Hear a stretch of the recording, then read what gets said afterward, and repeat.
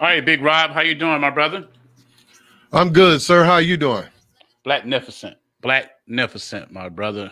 I want to bring to the show talking about that money today, man. This young man is getting the bag, money, securing the bag. that money We talk. got Roger from Chicago with us. How you doing today, Roger? Hey, how you doing? Thanks to you brothers for having me. Excited to get in here and talk with you guys and chop it up and let you know what we're working on. Man, I see these figures, man. I saw this headline: AfriBlocks joins investment platform with a market cap of more than 26 billion. Yes, sir. Yes, sir. Yeah. Oh my God. Yeah. So I can give you the background. So that article was referencing we were recently selected to join the Techstars Seattle cohort. And for the audience, who may not be familiar, in tech, there are these accelerators that actually help companies at the early stage kind of shoot past some of those hiccups that would slow them from launching. And they also, some of them make a financial investment as well. So Techstars is like the gold standard in terms of accelerators. They produced about 15 unicorns being, companies valued at $1 billion. And I will say in recent years, they've made a concerted effort to bring more Black founders in. And we're a part of that group as well. So, we're just trying to add to that unicorn pie and bring some money to people who look like us. You know what I'm saying? So what do you guys do? Gotcha. I should have probably said that first. But so we're AfriBlocks. Actually launched about a year ago.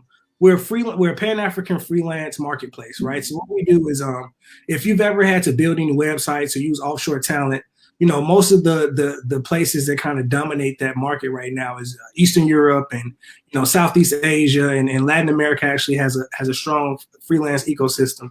But what we found, my co-founder Tangai and our brother from Zimbabwe, is that a lot of people with talent on the continent of Africa don't have access to these platforms like Upwork and Fiverr and things like that. So they can't compete at the level, and it has nothing to do with talent or the level of skill they have. It's just the fact that the ecosystem on the continent is broken.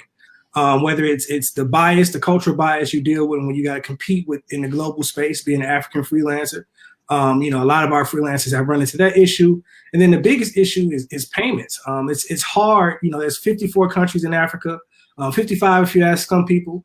But there's a bunch of countries. Every country has their own regulation, their own government. So when you come to payments, it's very difficult. Some places accept some forms of payment, some don't. We recently had a case where one of our graphic designers recently did a logo job for like $100. And by the time they got paid, they got about $60 because they had to go through so many different institutions and everybody takes their fee, takes their cut. So we're solving a lot of those problems for our freelancers on the continent side. And then here in the States and in the UK and throughout the diaspora, a lot of us, when we start businesses, we don't have access to the resources. We can't go hire a big team of developers. Development is like one of the most expensive things, when you're starting a tech company. But even on a smaller level, just like graphic design, flyers, or social media management, things like that. A lot of times, Black entrepreneurs in particular, we don't have the access to the team for that. And that's a reason that a lot of us don't make it past that first level of launching our business. And, a couple of years later, we're out of business and got to go get another job. So what we do is we give you a place where you can have a cultural connection with the people you're working with. You can hire somebody to get your stuff done fast and affordably, right? Like, we're not charging you an arm and a leg. And it's done up to the highest quality standards by all of the freelancers that we vet on the platform. That's good. So I'm familiar with Fiverr, and I agree. I try to use talent from the continent. I only been fortunate to connect with some Nigerian brothers and sisters. Mm-hmm. And you're right. The India market, the Asian market dominate Fiverr. So you're going to start a hub where we can tap into that talent from Africa? Yes, sir. Well, it's already up. Like we're already up and running. We've launched about 7 months ago.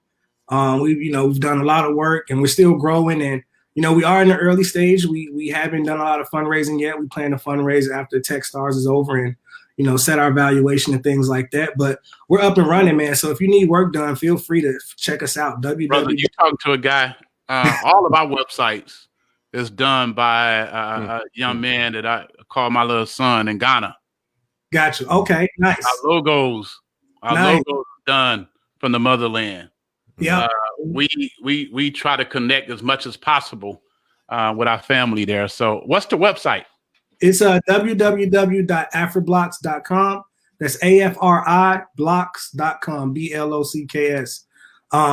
And I don't know if we're running out of time or not, but you're good. Go ahead. The way that the company even started was like super organic and super genuine. My co-founder Tangai Chodo, super brilliant brother, man, from Zimbabwe. We actually worked together at another startup a few years back. He was building a remittance platform that allowed people to send money to, cross border to Africa using Bitcoin, right? And one of the first people in the world to get a license from a Federal Reserve Bank to do that. Actually broke some records and made some history. So like super talented brother. But he hit me up about a year ago, like, towards the beginning of COVID. And he's like, man, I've been working on this thing on the side. I'm still working full time, but I started this WhatsApp group because he was traveling back and forth from Zim to the States, whether it was DC or San Francisco. And he said, I started this WhatsApp group for some of my boys back home because they was looking, they were looking for jobs. I would run into people in the States all the time that needed help. So I would just plug them and they started giving me money. They started giving me a referral fee, from the money they made.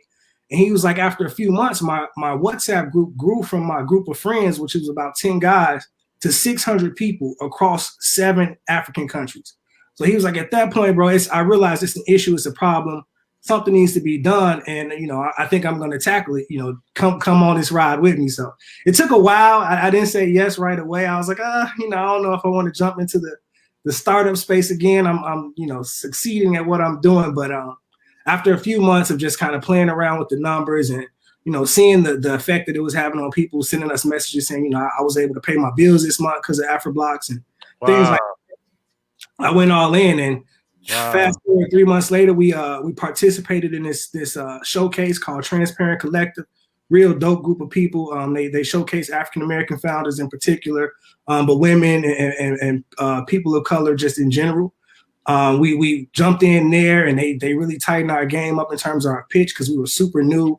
Met the guys from Techstars. They liked what we were working on, and the rest has been history, man. That's pretty much where we are now.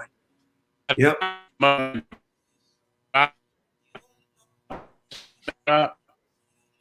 I lost you for a second.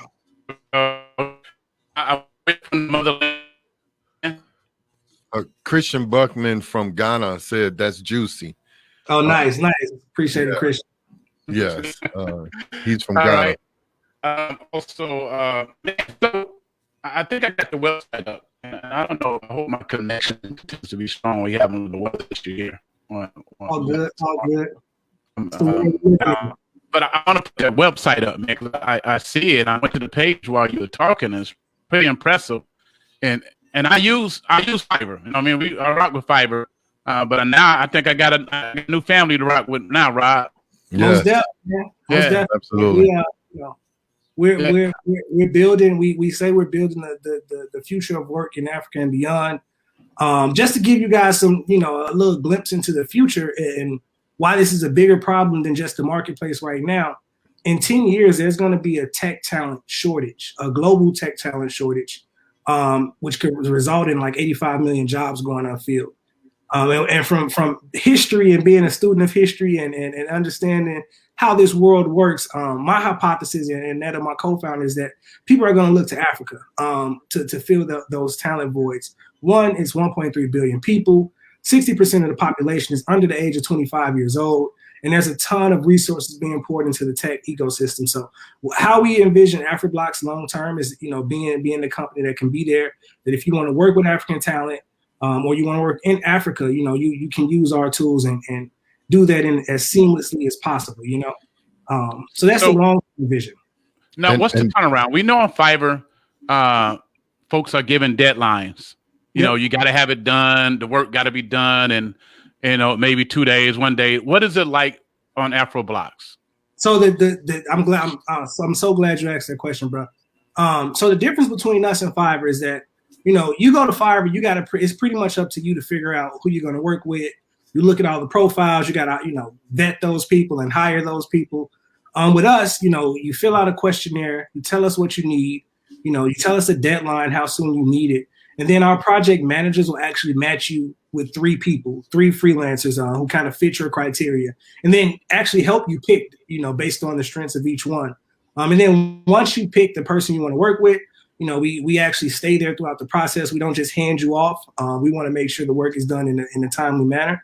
And also we want to protect our freelancers as well and make sure, that they're given clear, directions and things like that. So each job varies in terms of the turnaround, but we try to get, smaller jobs done. We try to get you matched up within 24 hours and, the job done within 3 days, max. If it's a bigger thing like software development or mobile app, those things take longer.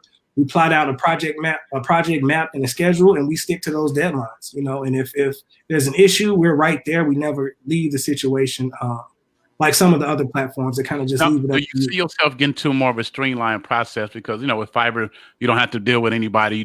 You see a person, you see what they've done, the kind of work they done.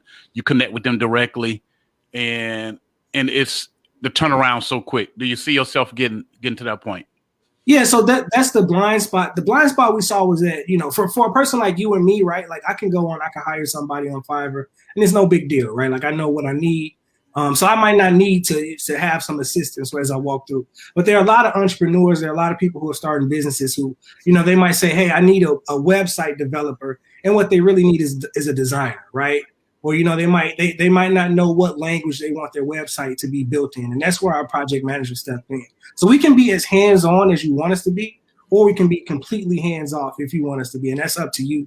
And that's been the key differentiator. Like I said, we've only been around for, less than a year, but all of our customers, so far in this process have said, I really appreciate the fact that when I had questions, when I didn't know what I was actually looking for, you guys were there to help me. I'll tell you what, man, that's a great idea. I mean, I think, we all been looking for that. How can we connect with our brothers and sisters in the motherland and use their talent, and how can they connect with us? Exactly. And I know PayPal has pretty much shut Africa out the game. When you try to pay people there through PayPal, they can't get their money. It works in some countries, doesn't work in another. For instance, my co-founder, we can't send him money on PayPal because it doesn't work in Zimbabwe, and there has to be a system that connects all of these different payment terms, because it's, when people actually get a job, you take 40% of their pay. Like at that point, they might as well, do something else. It's not worth it. You know what I mean? Right. We're solving these issues, man, and trying to bring some people some prosperity across the diaspora. And just to make you aware, brother, PA is a chief in Ghana. Okay. Of over 5,000 people, and nice. he built a computer lab there. Oh yeah, we got to talk, man. Sent computers over there to try to help his village with things. We send stuff over there periodically.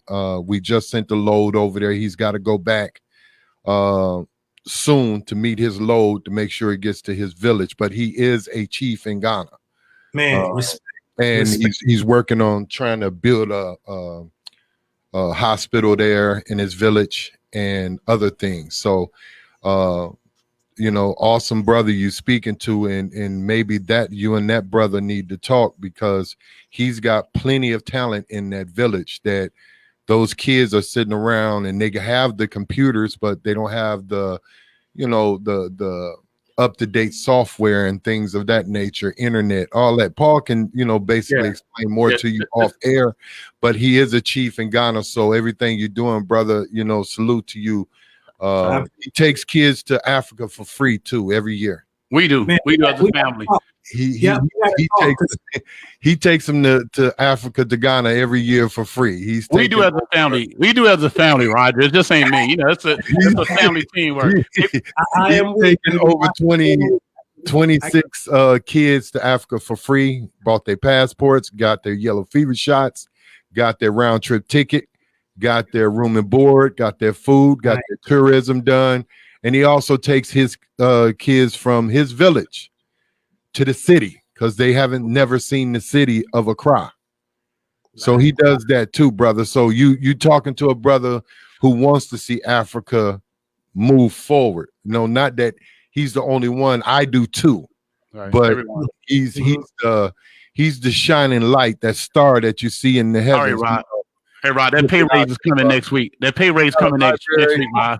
And the other thing he got is a library too, that he's gotten books from here. And he's got about maybe, I want to say 2,500 more books he's got to ship over there to that library. Nice. That's beautiful, man. Much respect for that.